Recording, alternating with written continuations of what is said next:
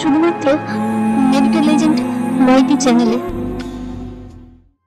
রাত 9টায় আসবে গল্পের ধারা, রহস্য, প্রেম আর হাসির খেলা সারা। বাংলা সাহিত্যের অমর কথাশিল্পী শরৎচন্দ্র চট্টোপাধ্যায়ের দ্বারা রচিত সতী। গল্প পাঠে জয়দীপ মণ্ডল, সমগ্র চরিত্রে অভিনয় জয়দীপ মণ্ডল, সুপর্ণা মিশ্র আর দেবপ্রতিম চক্রবর্তী। শুরু হচ্ছে সতী। হরিশ পাবনার একজন সম্ভ্রান্ত ভালো উকিল। কেবল ওকালতি হিসেবেই নয়, তবে মানুষ হিসেবেও বটে। দেশের সর্বপ্রকার সৎ অনুষ্ঠানের সঙ্গেই সে অল্প বিস্তর সংশ্লিষ্ট। শহরের কোনো কাজই তাকে বাদ দিয়ে হয় না। সকালে দুর্নীতি দমন সমিতি কার্যকরী সভার একটি বিশেষ অধিবেশন ছিল, তাই কাজ সেরে বাড়ি ফিরতে দেরি হয়ে গেছে। এখন কোনো মতে দুটি খেয়ে নিয়ে আদালতে পৌঁছতে পারলে হয়। বিধবা ছোট বোন উমা কাছে বসে তত্ত্বাবধান করছিল, পাছে বেলার অজুহাতে খাওয়ার ত্রুটি ঘটে। স্ত্রী নির্মলা ধীরে ধীরে প্রবেশ করে অদূরে বসল, বলল, কালকের কাগজে দেখলাম আমাদের লাবণ্যপ্রভা আসছেন এখানকার মেয়ে স্কুলের ইন্সপেক্টর হয়ে। এই সহজ কথা কয়টির ইঙ্গিত অতীব গভীর। উমা চমকে উঠে বলল, সত্যি নাকি? তা লাবণ্য নাম এমন তো কত আছে বৌদি। নির্মলা বলল, তা আছে, ওকে জিজ্ঞাসা করছি। হরিশ মুখ তুলে হঠাৎ কটু কণ্ঠে বলে উঠল, আমি জানবো কি করে সুমি? গভর্নমেন্ট কি আমার সঙ্গে পরামর্শ করে লোক বাহন করে নাকি? স্ত্রী স্নিগ্ধ স্বরে জবাব দিল, আহা, রাগ করো কেন? রাগের কথা তো বলিনি। তোমার তকদির তাগাদায় যদি কারো উপকার হয়ে থাকে সে তো আল্লাদের কথা। উমা শশব্যস্ত হয়ে উঠল। আমার মাথা খাও দাদা, ওঠো না, ওঠো না। হরিশ বিদ্যুৎ বেগে আসন ছেড়ে উঠল। না, শান্তিতে এক মুঠো ভাত খাওয়ারও জো নেই।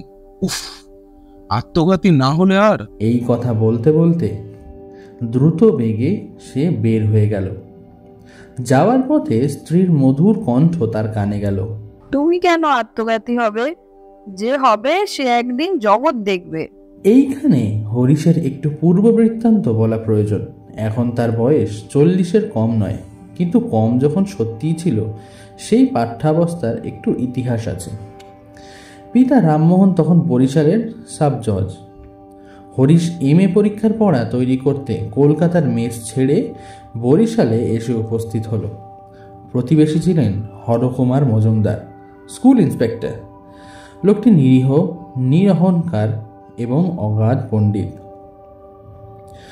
সরকারি কাজে ফুরসত পেলে এবং সদরে থাকলে মাঝে মাঝে এসে সদরওয়ালা বাহাদুরের বৈঠকখানায় বসতেন। অনেকেই আসতেন। ডাকওয়ালা মুনসেফ, দাড়িছাটা ডেপুটি মহাস্থবির উকিল এবং শহরের অন্যান্য মান্যগণ্যের দল সন্ধ্যার পর প্রায় কেউই অনুপস্থিত থাকতেন না। তার কারণ ছিল, সদর আলা নিজে ছিলেন নিষ্ঠাবান হিন্দু, অতএব আলাপ আলোচনার অধিকাংশই হতো ধর্ম সম্বন্ধে। এবং যেমন সর্বত্র ঘটে, এখানেও তেমনি আধ্যাত্ম তত্ত্বকথার শাস্ত্রীয় মীমাংসা সমাধা হইত খণ্ডযুদ্ধের অবসানে। সেদিন এমনই একটা লড়াইয়ের মাঝে হরকুমার তার বাঁশের ছড়িটি হাতে করে আস্তে আস্তে উপস্থিত হলেন। এই সকল যুদ্ধবিগ্রহ ব্যাপারে কোনোদিনই তিনি অংশগ্রহণ করতেন না। নিজের ব্রাহ্ম সমাজভুক্ত ছিলেন বলেই হোক, অথবা শান্ত মৌন প্রকৃতির মানুষ ছিলেন বলেই হোক, তিনি চুপ করে শোনা ছাড়া গায়ে পড়ে অভিমত প্রকাশ করার চঞ্চলতা তার একটি দিনও প্রকাশ পায়নি। আজ কিন্তু অন্যরূপ ঘটল। তিনি ঘরে ঢুকতেই টাকওয়ালা মুনসেফবাবু তাকেই মধ্যস্থ মেনে বসলেন। তার কারণ, এইবার ছুটিতে কলকাতায় গিয়ে তিনি কোথায় যেন এই লোকটির ভারতীয় দর্শন সম্বন্ধে গভীর জ্ঞানের একটা জনরব শুনে এসেছিলেন। হরকুমার স্মিত হাস্যে সম্মত হলেন। অল্পক্ষণে বোঝা গেল, শাস্ত্রের বঙ্গানুবাদ মাত্র সম্বল করিয়া এনার সঙ্গে তর্ক চলে না। সবাই খুশি হলেন না শুধু সাব জজ বাহাদুর নিজে, অর্থাৎ যে ব্যক্তি যাতে দিয়েছে তার আবার শাস্ত্রজ্ঞান কিসের জন্য, এবং বললেনও ঠিক তাই। সকলে উঠে গেলে তার পরম প্রিয় সরকারি উকিলবাবুকে চোখের ইঙ্গিতে হেসে কইলেন, শুনলেন তো ভাদুড়ি মশাই, ভূতের মুখে রাম নাম আর কি। ভাদুড়ি ঠিক সায় দিতে পারলেন না, বললেন, তা বটে, কিন্তু জানে খুব, সমস্তটা যেন মুখস্থ, আগে মাস্টারি করতো কিনা। হাকিম প্রসন্ন হলেন না, বললেন, ও জানার মুখে আগুন, এরাই হলো জ্ঞান পাপী, এদের আর মুক্তি নেই। হরিশ সেদিন চুপ করে একাধারে বসেছিল। এই স্বল্পভাষী প্রৌঢ়ের জ্ঞান ও পাণ্ডিত্য দেখে সে মুগ্ধ হয়ে গিয়েছিল। সুতরাং পিতার অভিমত যাই হোক, পুত্র তাহার আসন্ন পরীক্ষা সমুদ্র হইতে মুক্তি পাওয়ার ভরসায় তাকে গিয়ে ধরে পড়ল। সাহায্য করতে হবে। হরকুমার সম্মত হলেন। এইখানে তার কন্যা লাবণ্যের সঙ্গে হরিশের পরিচয় হলো। সেও আইএ পরীক্ষার পড়া তৈরি করতে কলকাতার গণ্ডগোল ছেড়ে বাবার কাছে এসেছিল। সেদিন থেকে প্রতিদিনের আনাগোনায় হরিশ পাঠ্যপুস্তকের দুরূহ অংশের অর্থই শুধু জানল না, আরও একটা জটিলতর বস্তুর স্বরূপ জেনে নিল, যা তত্ত্ব হিসেবে ঢের বড়। কিন্তু সে কথা এখন থাক। ক্রমশ পরীক্ষার দিন কাছে ঘেঁষে আসতে থাকলো। হরিশ কলকাতায় চলে গেল। সে পরীক্ষা ভালোই দিল এবং ভালো করে পাশ করল।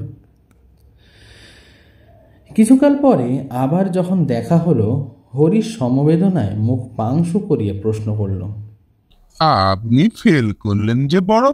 লাবণ্য কহিল, এটুকুও পারবো না, আমি এতই অক্ষম। হরিশ হেসে ফেলল, বলল, এবার কিন্তু ভালো করে এক্সামিন দিয়ে চাই। লাবণ্য কিছুমাত্র লজ্জা পেল না, বলল, খুব ভালো করে দিলেও আমি ফেল হব, ও আমি পারবো না। হরিশ অবাক হলো। সে জিজ্ঞেস করল, পারবেন না কিরকম? কিরকম আবার কি? এই বলে সে হাসি চেপে দ্রুত পদে প্রস্থান করল। ক্রমশ কথাটা হরিশের মায়ের কানে গেল। সেদিন সকালে রামমোহনবাবু মোকদ্দমার রায় লিখছিলেন। যে দুর্ভাগা হেরেছে তার আর কোথাও কোনো কুল কিনারা যাতে না থাকে, এই শুভ সংকল্প কার্যে পরিণত করতে রায়ের মোসাবিদায় বাছিয়া বাছিয়া তিনি শব্দ যোজনা করছিলেন। গৃহিণীর মুখে ছেলের কাণ্ড শুনে তার মাথায় আগুন ধরে গেল। হরিশ নরহত্যা করিয়াছে শুনিলেও বোধহয় তিনি এতখানি বিচলিত হতেন না। দুই চক্ষু রক্তবর্ণ করে কইলেন, কি এত বড়? ইহার অধিক কথা তাহার মুখে আর যোগাইল না। দিনাজপুরে থাকতে এক প্রাচীন উকিলের সঙ্গে তার শিখার গুচ্ছ, গীতার মর্মার্থ ও পেনশন শেষে কাশীবাসের উপকারিতা নিয়ে অত্যন্ত মতের মিল ও হৃদ্যতা জন্মেছিল। একটা ছুটির দিনে গিয়ে তারই ছোট মেয়ে নির্মলাকে আর একবার চোখের দেখা দেখে বিয়ের কথা পাকা করে আসলেন। মেয়েটি দেখতে ভালো। দিনাজপুরে থাকতে গৃহিণী তাকে অনেকবার দেখেছেন।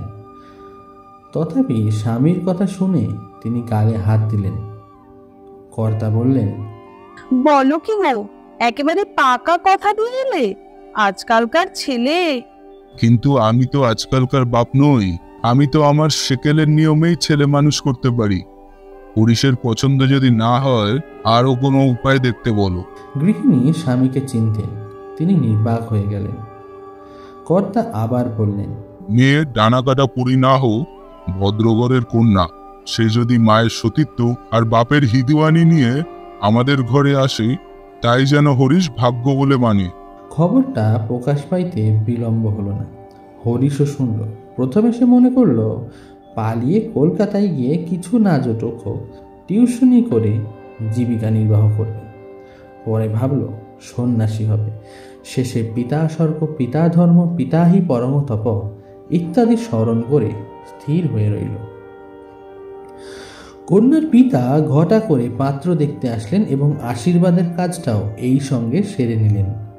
সভায় শহরের বহু সম্ভ্রান্ত ব্যক্তি আমন্ত্রিত হয়ে এসেছিলেন। নিরীহ হরকুমার কিছু না জেনেই এসেছিলেন। তাদের সামনে রায়বাহাদুর ভাবী বৈবাহিক মৈত্র মহাশয়ের হিন্দু ধর্মে প্রগাঢ় নিষ্ঠার পরিচয় দিলেন এবং ইংরেজি শিক্ষার সংখ্যাতীত দোষ কীর্তন করে অনেকটা এই রকম অভিমত প্রকাশ করলেন যে তাকে 1000 টাকা মাইনের চাকরি দেওয়া ছাড়া ইংরেজের আর কোনো গুণ নেই। আজকাল দিনক্ষণ অন্য রূপ হয়েছে। ছেলেদের ইংরেজি না পড়ালে চলে না, কিন্তু যে মূর্খ এই ম্লেচ্ছ বিদ্যা ও ম্লেচ্ছ সভ্যতার হিন্দু শুদ্ধান্তপুরে মেয়েদের মধ্যে টেনে আনে, তার ইহকালও নেই পরকালও নেই। একা হরকুমার ছাড়া এর নিগূঢ় অর্থ কারও বুঝতে বাকি রইল না। সেদিন সভা ভঙ্গ হওয়ার আগেই বিবাহের দিন স্থির হয়ে গেল এবং যথাকালে শুভকর্ম সমাধা হতে বিঘ্ন ঘটল না। মেয়েকে শ্বশুরগৃহে পাঠানোর আগে মৈত্রীগৃহিণী নির্মলা সতীসাধ্যী মাতা ঠাকুরানী বধূ জীবনের চরম সত্যটি মেয়ের কানে দিয়ে বললেন, মা, পুরুষ মানুষকে চোখে চোখে না রাখলেই সে গেল। সংসার করতে আর যাই কেন না ভুলো, কখনো এ কথাটি ভুলো না। তার নিজের স্বামী টিকির গোছা ও শ্রী গীতার মর্মার্থ নিয়ে মাতিয়া ওঠার আগে পর্যন্ত তাকে অনেক জ্বালিয়েছেন। আজও তার দৃঢ় বিশ্বাস, মৈত্রপুরো চিতায় না শয়ন করলে তার আর নিশ্চিন্ত হওয়ার জো নেই। নির্মলা স্বামীর ঘর করতে আসলো এবং সেই ঘর আজ 20 বছর ধরে করছে। এত সুদীর্ঘকালে কত পরিবর্তন, কত কি ঘটিল। রায়বাহাদুর মরলেন, স্বধর্মনিষ্ঠ মৈত্র গতাশু হলেন। লেখাপড়া সাঙ্গ হলে লাবণ্যের অন্যত্র বিবাহ হলো। জুনিয়র উকিল হরিশ সিনিয়র হয়ে উঠল, আর বয়স তার যৌবন পার হয়ে প্রৌঢ়ত্বে গিয়ে পড়ল। কিন্তু নির্মলা আর তার মাতার মাতৃদত্তর মন্ত্র এই জীবনে বলল না। এই সজীব মন্ত্রের ক্রিয়া যে এত সত্বর শুরু হবে তা কে জানত। রায়বাহাদুর তখনও জীবিত, পেনশন নিয়ে পাবনার বাড়িতে এসে বসেছেন। হরিশের এক উকিল বন্ধুর পিতৃশ্রাদ্ধ উপলক্ষে কলকাতা হতে একজন ভালো কীর্তনওয়ালি এসেছিল। সে দেখতে বেশ ভালো এবং বয়স অত্যন্ত কম। অনেকেরই ইচ্ছা ছিল কাজকর্ম শেষে একদিন ভালো করে তার কীর্তন শোনা। পরদিন হরিশের গান শোনার নিমন্ত্রণ হইল। গান শুনে বাড়ি ফিরতে একটু বেশি রাত হয়ে গেল। নির্মলা ওপরের খোলা বারান্দার রাস্তার দিকে চেয়ে দাঁড়িয়েছিল। স্বামীকে উপরে উঠতে জিজ্ঞাসা করল, তা গান লাগলো কেমন? ভাষা গান। দেখতে কেমন? মন্দ নয়, ভালোই। তাহলে রাতটা একেবারে কাটিয়ে এলেই তো পারতে। এই অপ্রত্যাশিত কুৎসিত মন্তব্যে হরিশ ক্রুদ্ধ হবে কি বিস্ময়ে অভিভূত হয়ে গেল।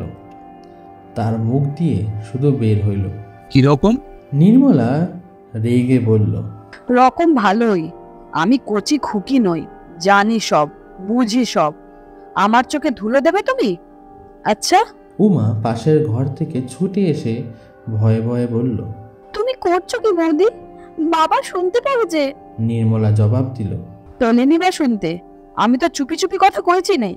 এই উত্তরের প্রত্যুত্তরে উমা কি যে বলবে সেটা ভেবে পেল না। কিন্তু পাছে তার উচ্চস্বরে বৃদ্ধ পিতার ঘুম ভেঙে যায় এই ভয়ে সে পরক্ষণে জোর হাতে ক্রুদ্ধ চাপা গলায় মিনতি করে বলল, রক্ষে করো বৌদি, এত রাত্রে চেঁচিয়ে আর কেলেঙ্কারি করো না। বধূর কণ্ঠস্বর ইহাতে বাড়িল বই কমিল না। বলল, কিসের কেলেঙ্কারি? তুমি বলবে না কেনটা করছি? তোমার বুকের ভেতরটা তো আর জ্বলে পড়ে যাচ্ছে না? এই কথা বলতে বলতে সে কেঁদে ফেলে দ্রুত বেয়ে ঘরে ঢুকে সশব্দে দ্বারে খিল দিয়া বন্ধ করে দিল। হরিশ কাঠের পুতুলের মতো নিঃশব্দে নিচে এসে বাকি রাতটুকু মক্কেলদের বসার বেঞ্চের ওপর শুয়ে কাটালো। অতঃপর দিন দশকের মতো উভয়ের বাক্যালাপ স্থগিত হয়ে গেল।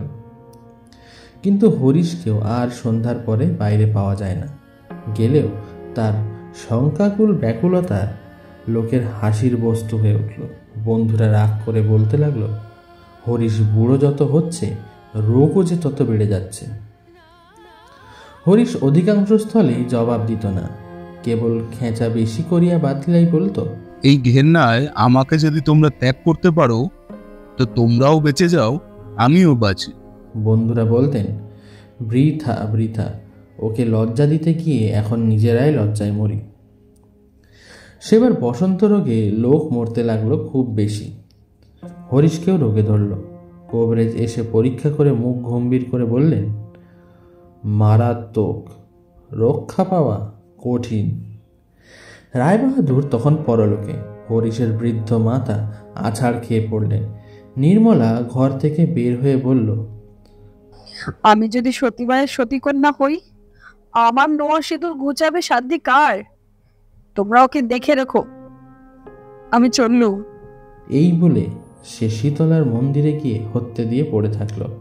বলল, উনি বাঁচেন তো আবার বাড়ি ফিরবো, নইলে এখান থেকে ওর সঙ্গেই যাব। 7 দিনের মধ্যে দেবতার চরণামৃত ভিন্ন কেউ তাকে জল পর্যন্ত খাওয়াতে পারল না। কবিরেজ আসে বললেন, মা, তোমার স্বামী আরোগ্য হয়েছেন, এবার তুমি ঘরে চলো। লোকে ভিড় করে দেখতে আসলো।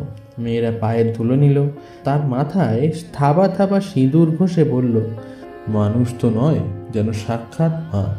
বৃদ্ধেরা বললেন, সাবিত্রীর উপাখ্যান মিথ্যে না, কলিতে ধর্ম গেছে বলেই একেবারে 16 আনা গেছে। জমের মুখ থেকে স্বামীকে ফিরিয়ে নিয়ে এলো। বন্ধুরা লাইব্রেরির ঘরে বলা বলি করতে লাগলো। সাদেয়ার মানুষের স্ত্রীর গোলাম হয় রে। বিয়ে তো আমরাও করেছি, কিন্তু এমন নইলে আর স্ত্রী। এখন বোঝা গেল কেন হরিশ সন্ধ্যার পর বাইরে আর থাকতো না। বীরেন উকিল ভক্ত লোক। গত বছর ছুটিতে কাশি গিয়ে সে সন্ন্যাসীর কাছে মন্ত্র নিয়ে এসেছে। টেবিলে প্রচণ্ড করাঘাত করে বলল, আমি জানতাম হরিশ মরতেই পারে না। সত্যিকারের সতীত্ব জিনিসটা কি সোজা ব্যাপারে? বাড়ি থেকে বলে গেল, যদি সতী মায়ের সতীকন্যা হইতো, উফ, শরীর শিউরে ওঠে। তারিণী চাটুর্যের বয়স হয়েছে, আফিংখোর লোক। একাধারে বসে নিবিষ্ট চিত্তে তামাক খাচ্ছিল। হুঁকোটা বেচারার হাতে দিয়ে নিঃশ্বাস ফেলে বলল, স্বাস্থ্যমতে সহধর্মিণী কথাটা ভারী শক্ত। আমার দেখ না, কেবল মেয়েই 7টা, বিয়ে দিতে দিতেই ফতুর হয়ে গেলাম। অনেকদিন পরে ভালো হয়ে আবার হরিশ যখন আদালতে উপস্থিত হলো, তখন কত লোকে যে তাকে অভিনন্দিত করলো তার আর ইয়ত্তা নেই। ব্রজেন্দ্রবাবু খেতে বললেন, ভাই হরিশ, স্ত্রৈণ বলে তোমাকে অনেক লজ্জা দিয়েছি, মাফ করো। লক্ষ্য কেন? কোটি কোটির মধ্যে তোমার মতো ভাগ্যবান নেই, তুমিই ধন্য। ভক্ত বীরেন বললেন, সীতা সাবিত্রীর কথা নয় ছেড়েই দাও, কিন্তু খনা, লীলাবতী, গার্গী আমাদের দেশেই জন্মেছিল। ভাই, স্বরাজ ফরাজ যাই বলো, কিছুতেই হবে না। মেয়েদের যতদিন না আবার তেমনি তৈরি করতে পারবে। আমার তো মনে হয় শীঘ্রই পাবনায় একটা আদর্শ নারী শিক্ষা সমিতি গড়ে তোলা প্রয়োজন, এবং যে আদর্শ মহিলা তার পার্মানেন্ট প্রেসিডেন্ট হবেন তার নাম তো আমরা সবাই জানি। বৃদ্ধ তারিণী চাটুর্য বললেন, সেই সঙ্গে একটা পণ প্রথা নিবারিণী সমিতিও হওয়া আবশ্যক। দেশটা ছাড়খাড় হয়ে গেল। ব্রজেন্দ্র বললেন, হরিশ, তোমার তো ছেলেবেলায় খাসা লেখার হাত ছিল। তোমার উচিত তোমার এই রিকভারির সম্বন্ধে একটা আর্টিকেল লিখে আনন্দবাজার পত্রিকায় ছাপিয়ে দেয়া। হরিশ কোনো কথারই জবাব দিতে পারল না। কৃতজ্ঞতায় তার 2 চোখ ছলছল করতে লাগলো। মৃত জমিদার গোসাইচরণের বিধবা পুত্রবধূর সঙ্গে অন্যান্য পুত্রদের বিষয় সংক্রান্ত মামলা বেঁধেছিল। হরিশ ছিল বিধবার উকিল। জমিদারের আমলা কে যেন কোন পক্ষে তা জানা কঠিন বলে গোপনে পরামর্শের জন্য বিধবা নিজেই ইতিপূর্বে 2-1 বার উকিলের বাড়ি এসেছিলেন। আজ সকালেও তার গাড়ি এসে হরিশের সদর দরজায় থামল। হরিশ সসম্ভ্রমে তাকে নিজের বসার ঘরে এনে বসালেন। আলোচনা পাছে ও ঘরে মুহুরীর কানে যায় এই ভয়ে উভয়েই সাবধানে ধীরে ধীরে কথা বলছিলেন। বিধবার কি একটা অসংলগ্ন প্রশ্নে হরিশ হেসে ফেলে জবাব দেওয়ার চেষ্টা করতেই পাশের ঘরে পর্দার আড়াল হইতে অকস্মাৎ তীক্ষ্ণ কণ্ঠের শব্দ আসলো। আমি সব শুনেছি। বিধবা চমকে উঠলেন। হরিশ লজ্জা এবং শঙ্কায় কাঠ হয়ে গেল। একজোড়া অতি সতর্ক চক্ষুকর্ণ যে তাকে অহরহ পাহারা দিয়ে আছে এ কথা সে মুহূর্তের জন্য ভুলে গেছিল। পর্দা ঠেলিয়া নির্মলা রণমূর্তিতে বাহির হইয়া আসিলেন। হাত নেড়ে কণ্ঠস্বরে বিষ ঢেলে দিয়ে বললেন, ফুসফুস করে কথা করে আমাকে ফাঁকি দেবে? মনেও করো না। কই, আমার সঙ্গে তো কখনো এমন হেসে কথা কইতে দেখিনি। অভিযোগ তো নিতান্ত মিথ্যে নয়। বিধবা সভয়ে কইলেন, এ কি কাণ্ড হরিশ বাবু? হরিশ বিমূঢ়ের মতো ক্ষণকাল চেয়ে থেকে বলল, পাগল। নির্মলা বলল, পাগল? পাগলই বটে, কিন্তু করলে কে শুনি? এই বলে সে হাউ হাউ করে কেঁদে ফেলে হঠাৎ হাঁটু গেড়ে বিধবার পায়ের কাছে ঢিপ ঢিপ করে মাথা খুঁড়তে লাগলো। মুহুরী কাজ ফেলে ছুটে আসলেন। একজন জুনিয়র উকিল সেই মাত্র এসেছিলেন। সে এসে দ্বারের ধারেই দাঁড়াইল। বোস কোম্পানির রিল সরকার তাহারই কাঁধের উপর দিয়া উঁকি মারছিল এবং তাদেরই চোখের সম্মুখে নির্মলা মাথা খুঁড়তে লাগলো। আমি সব জানি, আমি সব বুঝি। থাকো, তোমরা সুখে থাকো, কিন্তু সতী মায়ের সতী কন্যা যদি হই, মনে জ্ঞানে এক বই না দুই জেনে থাকি যদি। এদিকে বিধবা নিজেও কেঁদে ফেলে বলতে লাগলেন, এ কি ব্যাপার হরিশ বাবু? এ কি দণ্ডান্তরা? এ কি আমার? হরিশ কারও কোনো প্রতিবাদ করল না। অধমুখে দাঁড়িয়ে শুধু তার মনে হতে লাগলো, পৃথিবীর দ্বিধা হও না কেন কিসের জন্য। লজ্জায়, ঘৃণায়, ক্রোধে হরিশ সেদিনই সেই ঘরেই স্তব্ধ হয়ে রইলেন। আদালতে বার হওয়ার কথা ভাবিতেও পারলেন না। মধ্যাহ্নে উমা এসে বহু সাধ্য সাধনা এবং মাথার দিব্যি দিয়ে কিছু খাইয়ে দিয়ে গেল। সন্ধ্যের আগে বামন ঠাকুর রূপোর বাটিতে করে খানিকটা জল এনে পায়ের কাছে রাখলো। হরিশের প্রথম ইচ্ছা হলো লাথি মেরে ফেলে দেয়, কিন্তু আত্মসংবরণ করে আজও পায়ের বুড়ো আঙুলটা ডুবিয়ে দিল। স্বামীর পাদদক পান না করে নির্মলা কোনোদিন জলস্পর্শ করত না। রাত্রে বাহিরের ঘরে একাকী শয়ন করার কথা হরিশ ভাবিতেছিল। তার এই দুঃখময় দুর্ভর জীবনের অবসান কবে হবে? এমনি অনেক দিন অনেক রকমই ভেবেছে, কিন্তু তার এই সতী স্ত্রী একনিষ্ঠ পতিপ্রেমের সুদূহসহ নাগপাশের বাঁধন থেকে মুক্তির কোনো পথ তার চোখে পড়েনি। বছর 2 গত হয়েছে। নির্মলা অনুসন্ধান করে জেনেছে যে খবরের কাগজের খবর মিথ্যে নয়। লাবণ্য যথাযথই পাবনার মেয়ে স্কুলের পরিদর্শক হয়ে এসেছে। আজ হরিশ একটু সকাল সকাল আদালত থেকে ফিরে এসে ছোট বোন উমাকে গিয়ে জানালেন যে রাতের ট্রেনে তাকে বিশেষ জরুরি কাজে কলকাতায় যেতে হবে। ফিরতে বোধহয় 3 4 বিলম্ব হবে। বিছানা এবং প্রয়োজনীয় কাপড় চোপড় যেন চাকরকে দিয়ে ঠিক করে রাখা হয়। দিন 15 হলো, স্বামী স্ত্রীতে বাক্যালাপ বন্ধ ছিল। রেলওয়ে স্টেশন দূরে। রাত 8টার মধ্যেই মোটরে বার হয়ে পড়তে হবে। সন্ধ্যার পর সে মোকদ্দমার দরকারি কাগজপত্র হ্যান্ডব্যাগে গুছিয়ে নিয়েছিল। নির্মলা এসে ঢুকল। হরিশ মুখ তুলে চেয়ে দেখল, কিন্তু কিছু বলিল না। নির্মলা কিছুক্ষণ মৌন হয়ে তারপর প্রশ্ন করল, আজ কলকাতায় যাচ্ছ নাকি? কেন? কেন আবার কি? মক্কেলের কাজ, হাইকোর্টে মোকদ্দমা আছে। চলো না, আমিও তোমার সঙ্গে যাই। তুমি যাবে? গিয়ে কোথায় থাকবে শুনি? যেখানে হোক, তোমার সঙ্গে গাছতলায় থাকতে আমার লজ্জা নেই। কথাটি ভালো এবং স্ত্রী সতীর স্ত্রীর উপযুক্ত, কিন্তু হরিশের সর্বাঙ্গে যেন বিছুটি মাখিয়ে দিল। বলল, তোমার লজ্জা না থাক, আমার আছে। আমি গাছতলার পরিবর্তে আপাতত কোনো এক বন্ধুর বাড়িতে গিয়ে উঠব স্থির করেছি। তাহলে তো ভালোই হলো। তার বাড়িতেও স্ত্রী আছে, ছেলে মেয়ে আছে, আমার কোনো অসুবিধা হবে না। সে হবে না, বলা নেই কহা নেই, বিনা আহ্বানে পরের বাড়ি তোমাকে নিয়ে গিয়ে আমি উঠতে পারবো না। পারবে না সে আমি জানি। আমাকে সঙ্গে নিয়ে লাবণ্যের ওখানে ওঠা যায় না। হরিশ খেপে গেল। হাত মুখ নেড়ে চিৎকার করে বলল, তুমি যেমন নোংরা তেমনি মন্দ। সে বিধবা ভদ্রমহিলা, আমি বা সেখানে যাব কেন? সেই বা আমাকে যেতে বলবে কেন? তাছাড়া আমার সময় বা কই? কলকাতায় গিয়ে পরের কাজে তোর নিঃশ্বাস ফেলবারও ফুরসত পাবো না। পাবে গো পাবে। এই বলে নির্মলা ঘর থেকে বের হয়ে গেল। দিন দিনেক পরে হরিশ কলকাতা থেকে ফিরে এসে স্ত্রী কহিলেন, 4-5 দিন বলে গেলে 3 দিনেই ফিরে এলে যে বড়। কাজ চুকে গেল, চলে এলাম। নির্মলা জোর করে একটু হেসেই প্রশ্ন করলেন, লাবণের সঙ্গে দেখা হয়নি বুঝি? না। নির্মলা অতিশয় ভালো মানুষের মতো জিজ্ঞেস করলেন, কলকাতাতেই যদি গেলে একবার খবর নিলে না কেন? সময় পাইনি। এত কাছাকাছি গেলে সময় একটুখানি করে নিলেই হতো। এই বলে সে চলে গেল। এর মাসখানেক পরে একদিন আদালতে বার হওয়ার সময় হরিশ ভগিনীকে ডাকিয়া কহিল, আজ আমার ফিরতে বোধ করে একটু রাত হবে উমা। কেন দাদা? উমা কাছেই ছিল, আসতে বললেই হতো, কিন্তু কণ্ঠস্বর উঁচুতে চড়িয়ে অদৃশ্য কাউকেও যেন লক্ষ্য করে হরিশ উত্তর দিল, যোগিনীবাবুর বাড়িতে একটা জরুরি পরামর্শ আছে, দেরি হয়ে যেতে পারে। ফিরতে দেরি হলো। রাত্রি 12টার কম নয়। হরিশ মোটর থেকে নেমে বাইরের ঘরে গিয়ে প্রবেশ করলো।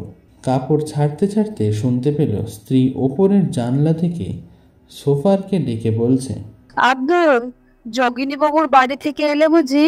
नहीं मासी, हम स्टेशन से आते हैं। স্টেশন? স্টেশন কেন? গাড়ি থেকে এলো বুঝি? वो कलकत्ता से एक माई जी और एक बच्चा आया। কলকাতা থেকে? বাবু গিয়ে তাদের নিয়ে এসে বাসায় পৌঁছে দিলেন বুঝি? আব্দুল হ্যাঁ বলিয়া জবাব দিলেই গাড়ি আস্তা বলে লইয়া গেল।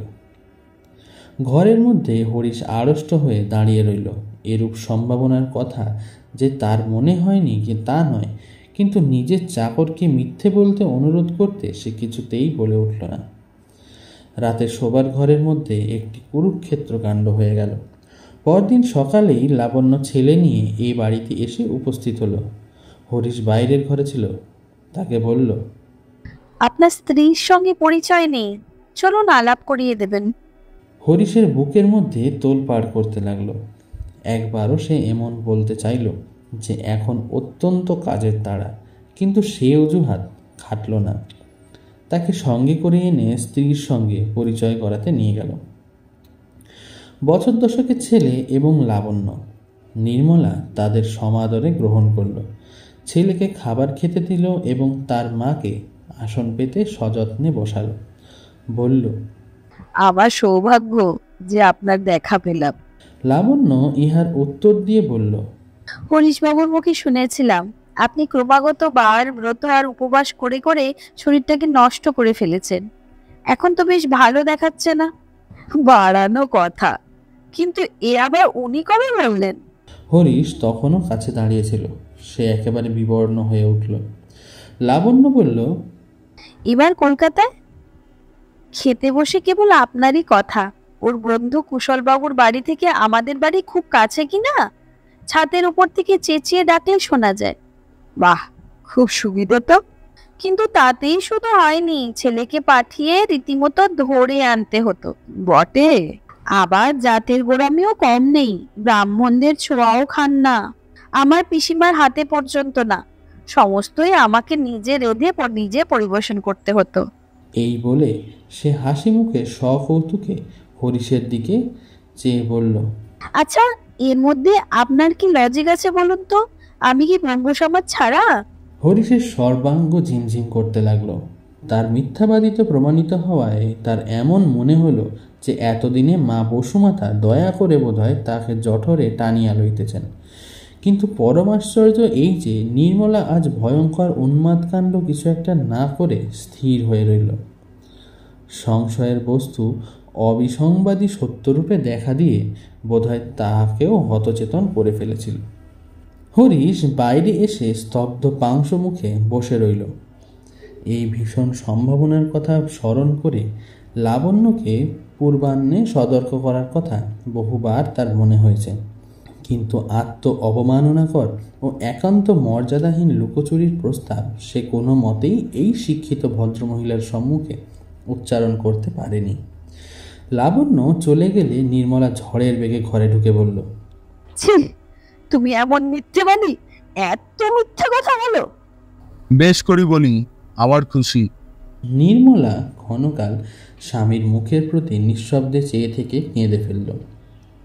বলল, বলো, যত ইচ্ছে বলো, যত খুশি আমাকে ঠকাও, কিন্তু ধর্ম যদি সত্যি থাকে, যদি সতী মায়ের মেয়ে হই, যদি কায় মনে সতী হই, আমার জন্য তোমাকে একদিন কাঁদতে হবে, হবে হবে হবে।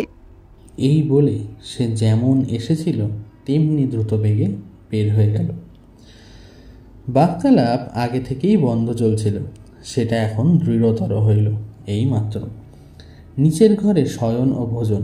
হরিশ আদালতে যায় আসে, বাইরের ঘরে একা বসে কাটায়। নতুন কিছুই নয়। আগে সন্ধ্যার সময় একবার করে ক্লাবে গিয়ে বসত, সেটুকুও এখন বন্ধ হয়েছে, কারণ শহরের সেই দিকেই লাবণ্যর বাসা। তার মনে হয় প্রতিপ্রাণা ভার্যার 2 চক্ষু 10 চক্ষু হয়ে 10 দিক থেকে পতিকে অহরহ নিরীক্ষণ করছে। তার যেন বিরাম নেই, বিশ্রামও নেই। মাধ্যাকর্ষণের মতো সেটাই নিত্য। স্নানের পরে আয়নার দিকে থেকে তার মনে হতো সতীসাধ্যীর এই অক্ষয় প্রেমের আগুনে তার কলুষিত দেহের নশ্বর মেদ মজ্জা মাংস শুষ্ক ও নিষ্পাপ হয়ে অত্যন্ত দ্রুত উচ্চতর লোকের জন্য প্রস্তুত হয়ে উঠছে। তার আলমারির মধ্যে একখানা কালী সিংহের মহাভারত ছিল। যখন সময় কাটিত না, তখন তাহা হইতে বেছে বেছে সতী নারীর উপাখ্যান পড়ত। কি তার প্রচণ্ড বিক্রম ও কতই না অদ্ভুত কাহিনী। স্বামী পাপী তাপী যাই হোক, কেবলমাত্র স্ত্রীর সতীত্বের জোরেই সমস্ত পাপ মুক্ত হয়ে অন্তে কল্পকাল তারা একত্রে বাস করে। কল্পকাল যে ঠিক কতটা হরিশ তা জানত না, কিন্তু সে যে কম নয় এবং মুনি ঋষিদের লেখা শাস্ত্রবাক্য যে মিথ্যে নয়, এই কথা মনে করে তার সর্বাঙ্গ অবশ হয়ে উঠত। পরলোকের ভরসায় জলাঞ্জলি দিয়ে সে বিছানায় শুয়ে মাঝে মাঝে ইহলোকের ভাবনা ভাবত। কিন্তু কোনো পথ নাই। সাহেবদের হইলে মামলা মোকদ্দমা খাড়া করে এতদিন যা হোক একটা ছাড় রফা দেখিয়ে ফেলত। মুসলমানদের হলে 3 তালাক দিয়া বহু পূর্বেই ঘুচাইয়া ফেলত। কিন্তু নিরীহ এক পত্নীব্রত ভদ্র বাঙালি, না, কোনো উপায় নেই। ইংরেজি শিক্ষায় বহু বিবাহ ঘটেছে, বিশেষত নির্মলা চন্দ্র সূর্য যাহার মুখ দেখতে পায় না, অতি বড় শত্রু যার সতীত্বে বিন্দুমাত্র কলঙ্ক লেপন করতে পারে না, বস্তুত স্বামীর ভিন্ন যাহার ধ্যান জ্ঞান নাই, তাহাকেই পরিত্যাগ। বাপরে বাপ! নির্মলা নিষ্কলুষ হিন্দু সমাজের মুখে কি আর মুখ দেখাতে পারবে? দেশের লোকে খাই খাই করে হয়তো তাকেই খেয়ে ফেলবে। ভাবতে ভাবতে চোখ কান গরম হয়ে উঠত। বিছানা ছেড়ে মাথায় মুখে জল দিয়ে বাকি রাতটুকু সে চেয়ারে বসে কাটিয়ে দিত। এমনি করেই বোধহয় মাসাদিক কাল গত হয়েছে। হরিশ আদালতে বাহির হয়েছিল। ঝি এসে একখান চিঠি তার হাতে দিল। বলল, জবাবের জন্যে লোক দাঁড়িয়ে আছে, খাম ছেঁড়া, ওপরে লাবণ্যের হস্তাক্ষর। হরিশ জিজ্ঞেস করল, চিঠি আমার খুললো কে? জি বলল, মা। হরিশ চিঠি পড়ে দেখলো লাবণ্য অনেক দুঃখ করে লিখেছে। সেদিন আমার অসুখ চোখে দেখে গিয়ে আর একটিবারও খবর নিলেন না আমি মরলুম কি বাঁচলুম।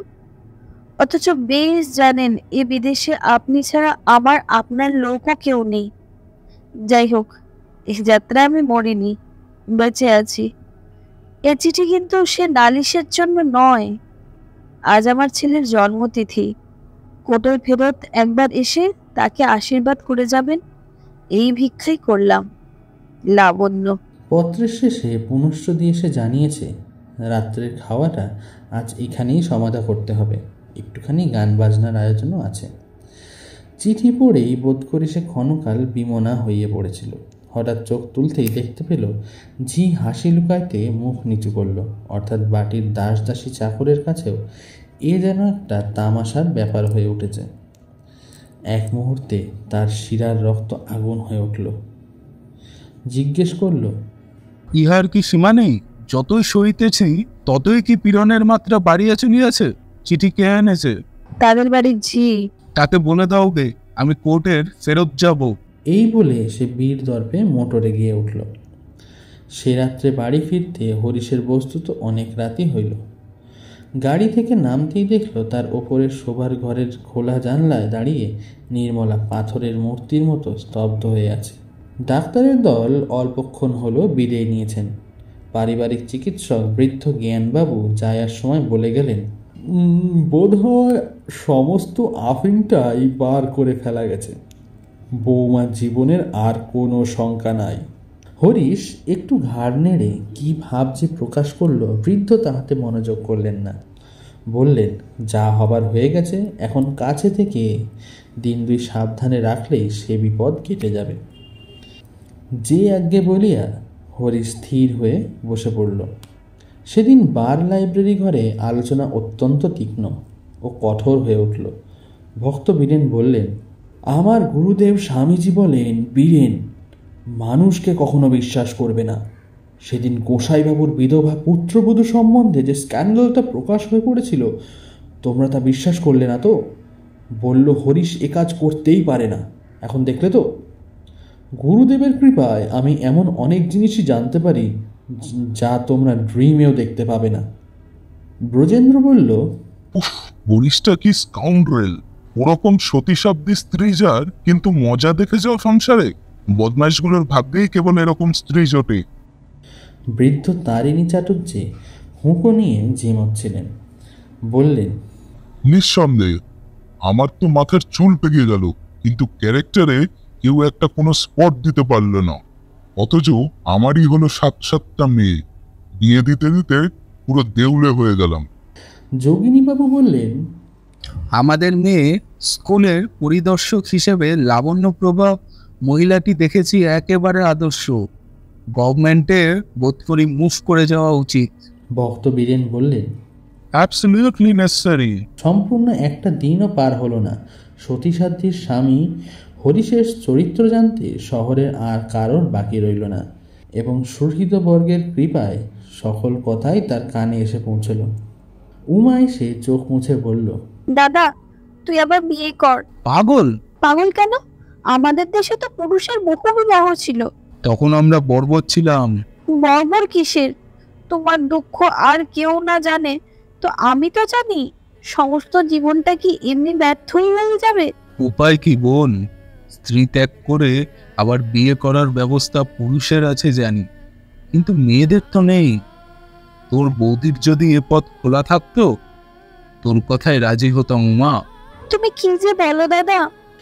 এই বলে উমা রাগ করে চলে গেল। হরিশ চুপ করে একা বসে রইল। তার উপায়হীন অন্ধকার চিত্ততল হইতে কেবল একটি কথাই বারংবার উত্থিত হতে লাগল, পথ নাই, পথ নাই। এই আনন্দহীন জীবনে দুঃখই ধ্রুব হয়ে রইল। তার বসার ঘরে তখন সন্ধ্যের ছায়া গাঢ়তর হয়ে আসছিল। হঠাৎ তার কানে গেল পাশের বাড়ির দরজায় দাঁড়িয়ে বৈষ্ণব ভিখারির দল কীর্তনের সুরে দ্যুতির বিলাপ গাইছে। দ্যুতি মথুরায় এসে ব্রজনাথের হৃদয়হীন নিষ্ঠুরতার কাহিনী বিনিয়ে বিনিয়ে নালিশ করছে। সেকেলে এই অভিযোগের কিরূপ উত্তর দ্যুতির মিলেছিল তা হরিশ জানত না, কিন্তু একালে সে ব্রজনাথের পক্ষে বিনা পয়সার উকিল দাঁড়িয়ে তর্কের পর তর্ক জুড়ে মনে মনে বলতে লাগলো, ওগো দ্যুতি, নারীর একনিষ্ঠ প্রেম খুব ভালো জিনিস, সংসারে তার তুলনা নাই। কিন্তু তুমি তো সব কথা বুঝবে না, বললেও না। কিন্তু আমি জানি ব্রজনাথ কিসের ভয়ে পালিয়ে গিয়েছিলেন, এবং 100 বছরের মধ্যেও আর ও মুখও হননি। কংস টংস সব মিছে কথা। আসল কথা হলো ওই শ্রীরাধার একনিষ্ঠ প্রেম। একটু থেমে তিনি বলতে লাগলেন, তবু তো তখনকার কালে ঢের সুবিধে ছিল, মথুরায় লুকিয়ে থাকা যেত। কিন্তু এ কাল যে ঢের কঠিন। না আছে পালাবার জায়গা, না আছে মুখ দেখাবার স্থান। এখন ভুক্তভোগী ব্রজনাথ দয়া করে এই অধীনকে একটু শীঘ্রই পায়ে স্থান দিলেই বাঁচি।